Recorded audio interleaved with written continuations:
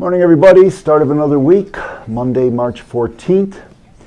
Thought after last week, the highlight of the market was the USDA report and us now starting to get deeper into the South American harvest of corn and soybeans, both of them being the USDA report and the harvest being non-bullish.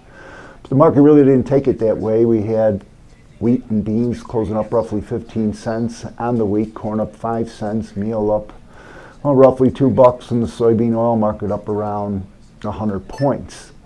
So what is going on in here? It looks like that maybe the trade has more been of late trying to focus on commitment of traders reports as we mainly remain range bound in corn, wheat, and soybeans.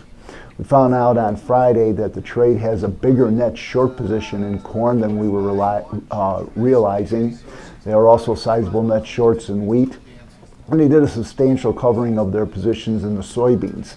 So thus, perhaps the trend in the overnight session with corn and wheat being up, that being the specs being short, and beans being down a little bit at this point in time with the specs not being as short as far as leading indicators to start off this week.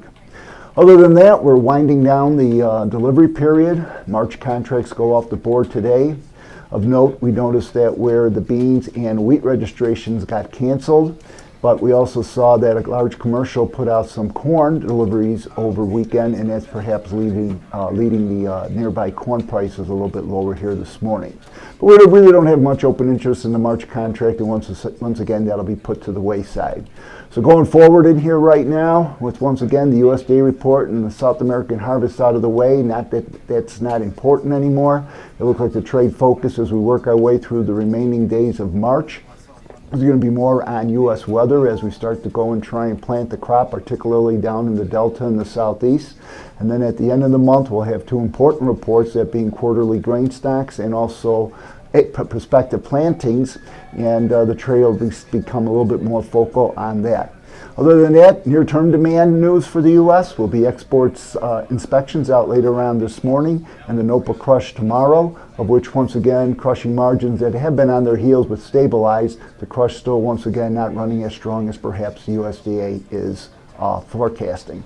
So all in all, commitment of traders report being perhaps the weekend news. We're going to have an FOMC meeting coming on out, which could affect the dollar as far as the macros go, but largely, long and short of it, still think we're generally in a sideways trend awaiting the reports at the end of the month. Once again, these are my opinions, not that of ADM or ADMIS. Thank you.